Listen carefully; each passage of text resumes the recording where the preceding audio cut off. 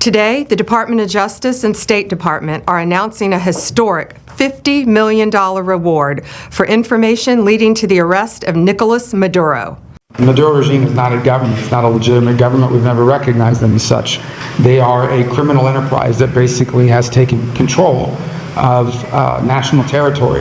We just shot out a boat, a drug-carrying boat, a lot of drugs in that boat. We have a lot of drugs pouring into our country, coming in for a long time. And we just, these came out of Venezuela and coming out very heavily from Venezuela. A lot of things are coming out of Venezuela, so we took it out. Hi, welcome back to the channel.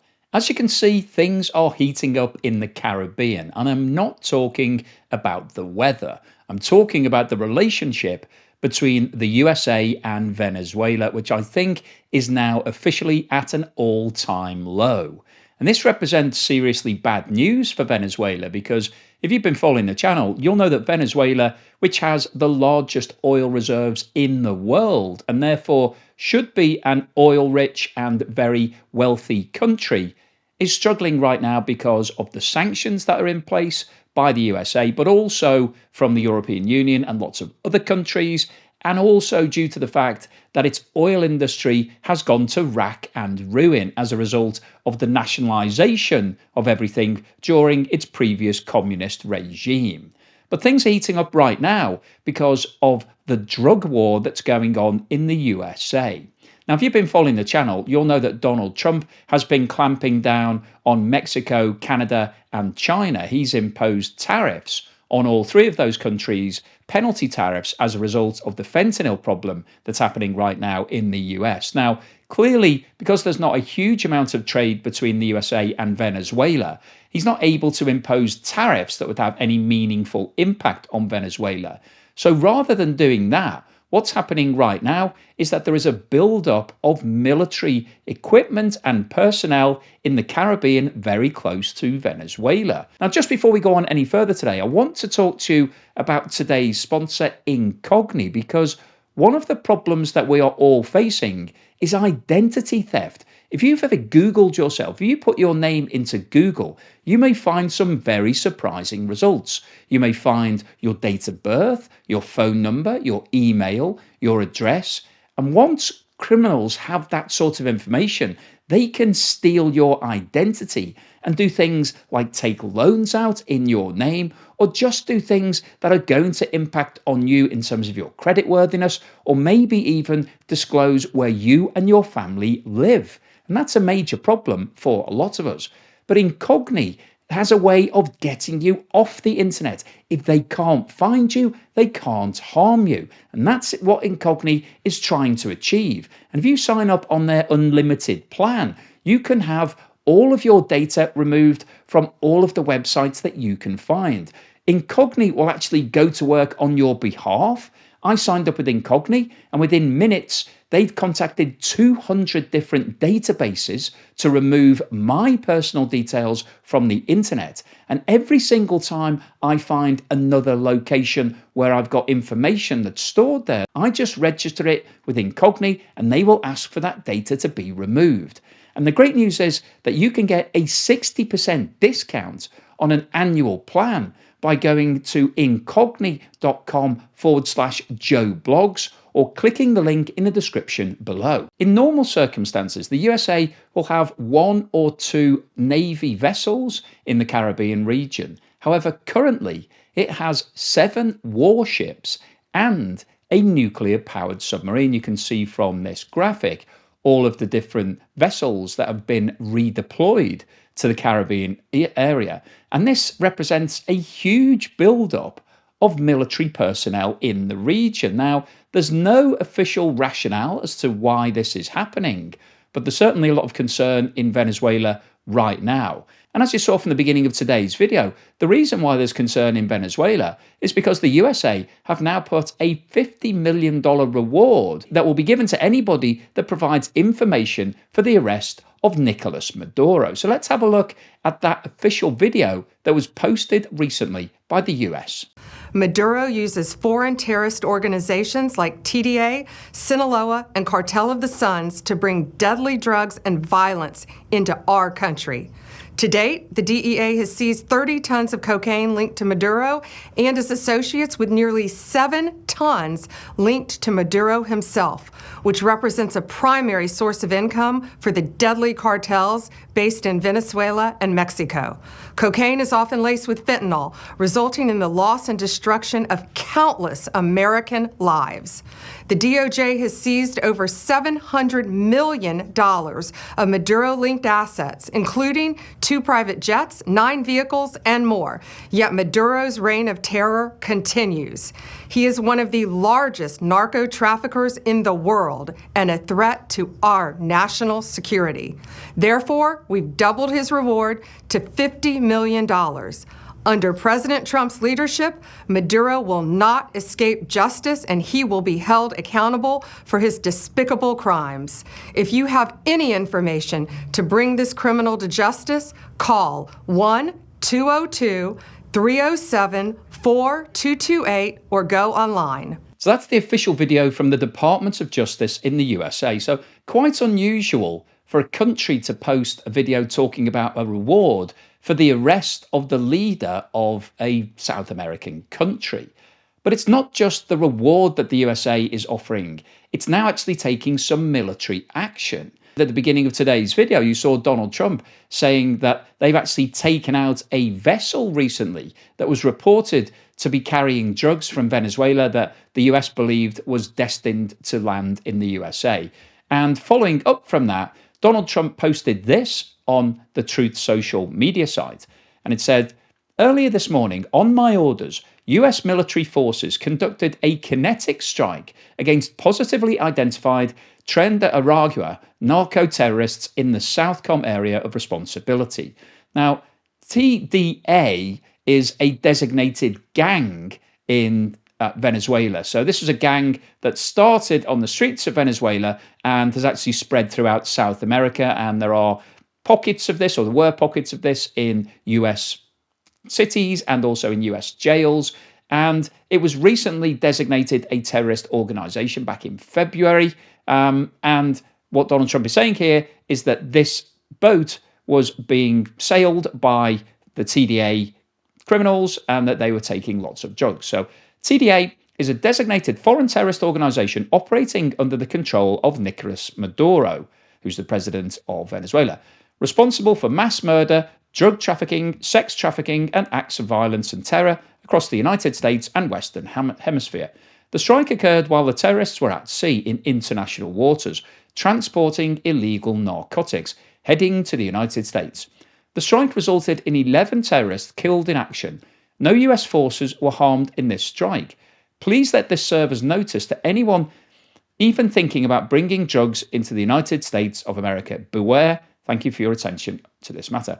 Now, attached to that post is a video showing what happened. Now, I'm not going to show you that video because YouTube has very strict rules and regulations about showing anything involving violence. And what you can see from the graphic here that there's a speedboat with some people in it. So this is obviously taken from a satellite image or an image from the ship above.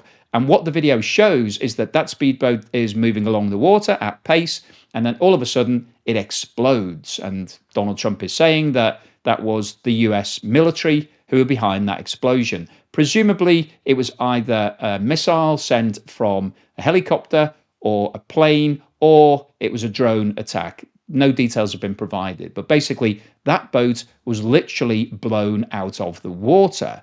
And it raises a few questions in terms of whether or not this has happened before, because the USA and Venezuela are not technically at war, and it's very unusual when you're talking about drug trafficking for a boat just to be hit with a missile rather than somebody apprehending that boat and arresting the people on board and seizing all of the drugs. So this, I think, is not something that we see usually from a country like the USA. So let's hear the rationale from Marco Rubio, who's Secretary of State for the USA. The president was very clear, and that is we destroyed a drug boat that left Venezuela, operated by a designated narco-terrorist organization, which is what these are. And he's been clear that the days of acting with impunity and having an engine shot down or a couple drugs grabbed off a boat, those days are over. Now we are going to wage combat against drug cartels that are flooding American streets and killing Americans. So I think it's really interesting what Marco Rubio just said, that the USA is now deciding to go into combat in this war on drugs. Rather than just trying to arrest people, there's going to be some offensive. And in terms of Donald Trump justifying the strike, he said, we have tapes of them speaking. It was massive amounts of drugs coming into our country to kill a lot of people. And everybody fully understands that. In fact, you see it. You see the bags of drugs all over the boat. Now, as I said, it was quite a grainy picture, so it's hard to make out what was on the boat. And the Pentagon has not released any specifics about the crew, nor why it chose to kill those on board. Now, interestingly, in the press, Mary Ellen O'Connell, who's an expert on international law and the use of force at the University of Notre Dame, has said that the operation violated fundamental principles of international law. She said the alleged fact that the attack was on the high seas is irrelevant. What is relevant is that the USA had no right to intentionally kill these suspects. So she's raising the question as to why the strike was taken rather than trying to arrest these individuals. Now, following on from that, US Defense Secretary Peter Hegseth said operations would continue. We've got assets in the air, assets in the water, assets on ships, because this is a deadly serious mission for us, and it won't stop with just this strike. Anyone else trafficking in those waters who we know is a designated narco-terrorist will face the same fate. Now, he was asked about the relationship with China, and he said the only person that should be worried right now is Nicolas Maduro, who is effectively a kingpin of a drug narco state. So things are not looking good for Nicolas Maduro or Venezuela at the moment. So let's hear what he has to say about the build-up of military personnel and warships in the waters close to Venezuela. Es una amenaza extravagante, injustificable. It is an extravagant, unjustifiable, immoral and absolutely criminal threat. Bloody, absolutely criminal. Absolutamente criminal. Ellos han querido... They have wanted to move toward what they call maximum pressure, in this case military. And in the face of maximum military pressure, we have declared maximum preparedness for the defense of Venezuela. Máxima preparación para la defensa de Venezuela. Now, maximum preparedness is not a phrase that I'm familiar with. It's not one that I've used before. But what he's saying there is that Venezuela is ready if the USA is trying to effect a regime change. He's very worried that the USA is trying to replace him as the leader of Venezuela. And the reason, obviously, why the US has sanctioned Venezuela is that they don't believe that any of the elections that Nicolas Maduro won were actually fair, that they believe that they were rigged. The opposition parties in Venezuela say that that was the situation. We've seen lots of instances of leaders of the opposition being arrested in Venezuela since that time. So there's a lot of question marks over the validity of Nicolas Maduro actually being president of Venezuela. But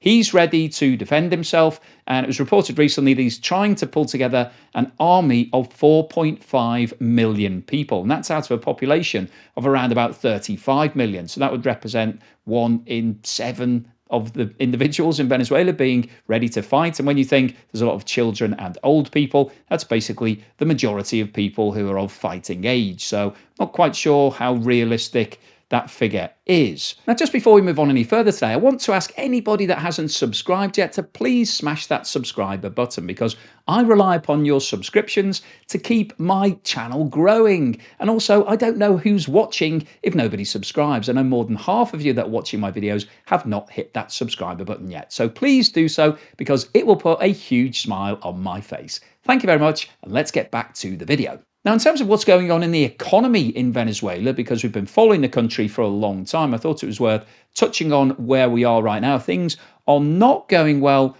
generally. However, on an oil perspective, things are actually picking up a little bit. I wouldn't say it's particularly exciting, but Chevron, who had a license to export oil from Venezuela to the USA to try to recover some of the costs that they lost during the nationalization when they had lots of their assets seized by the state in Venezuela.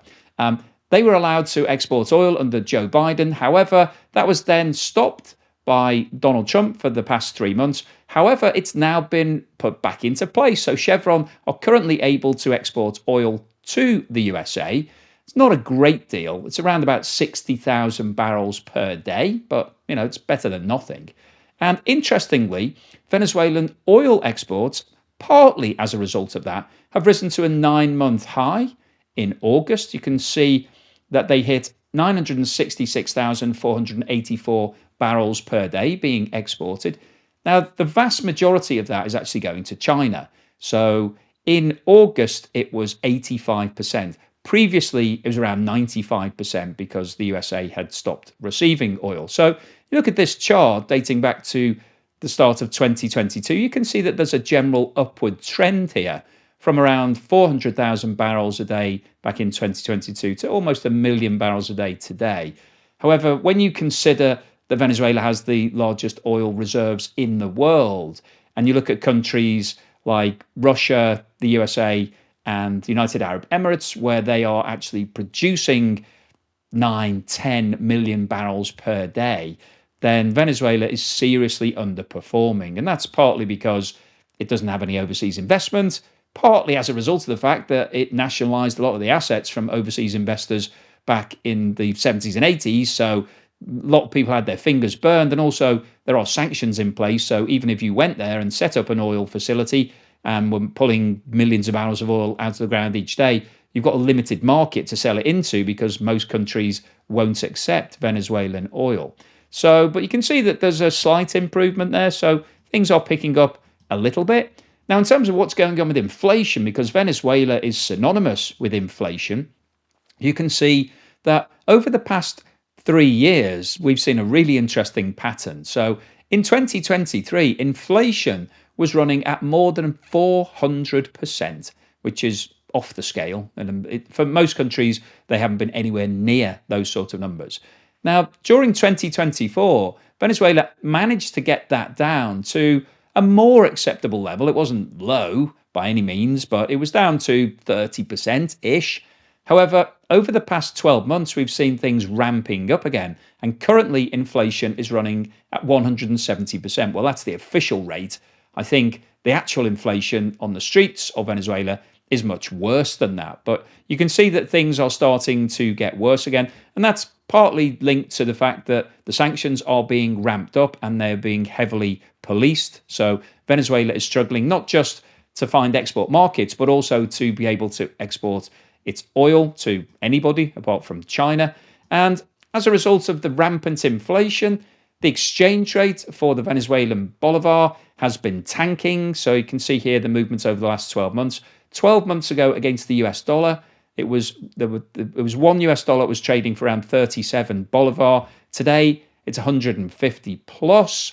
So that represents serious devaluation. And if we look at what's happened over the last 5 years, you can see the almost vertical line that we've got on the right-hand side of this chart. So things are getting materially worse in terms of the exchange rate and the purchasing power. And clearly that becomes self-defeating because as your exchange rate worsens, all imports become more expensive because the purchasing power of your currency goes down. And so that drives up inflation. Therefore, nobody wants to use your currency. Everybody wants to deal in things like US dollars.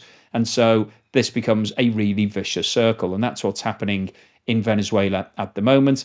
And the inflation rate is currently the highest in the world, and it's also got the accolade of having the highest interest rates in the world as well, over 59%. So inflation's 170%, number one, and 59% interest is also number one. So Venezuela is back at the top of the charts that nobody wants to be. Nobody wants to have the highest inflation or the highest interest rate in the world, because clearly, we've talked about it many times before, if you've got really high interest rates, then nobody's going to want to borrow any money.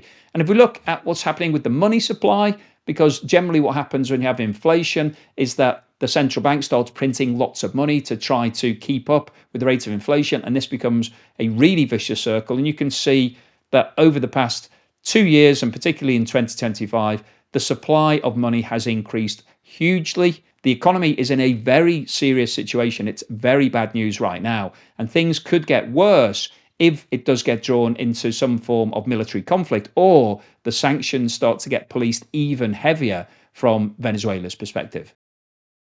So what's the summary and conclusion today? Well, I wanted to post this video because we've been following the fortunes or the misfortunes of Venezuela for a long time now. And what we've seen in today's video is that the economy is continuing to struggle. We've got record high inflation across the world at the moment. It's the #1, and it's also got extremely high interest rates. The money supply is out of control. The exchange rate is in the toilet, and the people of Venezuela are really struggling right now.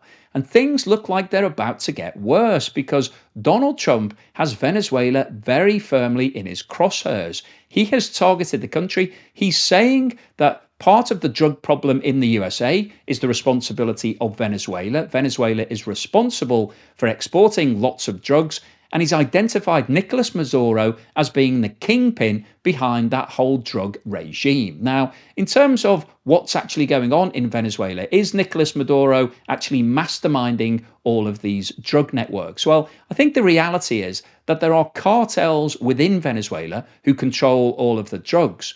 And Nicolas Maduro is not policing anything in the country. So he's not clamping down on those drug networks. He's not trying to stop the drugs at source. And there's lots of stories of lots of bribery and illegal practices amongst the government and people getting backhanders and payoffs and those sort of things, turning a blind eye to what's going on. So I think realistically, that's what the USA are accusing Maduro of actually allowing the drug trade to happen under his control. So not actually being in control, but allowing it to leave the borders of Venezuela and make its way to the USA. So Donald Trump is now clamping down on this. And we saw the report, I didn't show you the video, of the boat being blown up by US forces. Now that boat was reported to have 11 members of the biggest gang in Venezuela who are supposedly moving drugs towards the USA.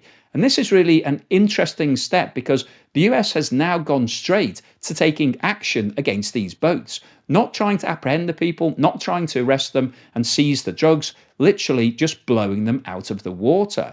And the US has a large military presence now in the Caribbean area. And it will be interesting to see whether or not the USA follow that strike up with more of these sort of attacks, because it's likely that's what Rubio said, and that's what we've heard from the defense secretary. So it's very likely that the US is lining up a number of these sort of military actions that could take out more boats, more vessels, possibly even some land transport. We don't know exactly what's being planned at the moment, but we know that there is a severe war on drugs being waged generally, but particularly against Venezuela right now. Now, Nicolas Maduro is starting to get very worried because he's seeing a lot of military buildup on his border. He's seeing it in the water. You can see these large vessels, and these vessels are heavily manned and well equipped. So the USA could launch some sort of action if it wants to against Venezuela. And I don't think Venezuela is going to be particularly ready for anything if it does happen. Now,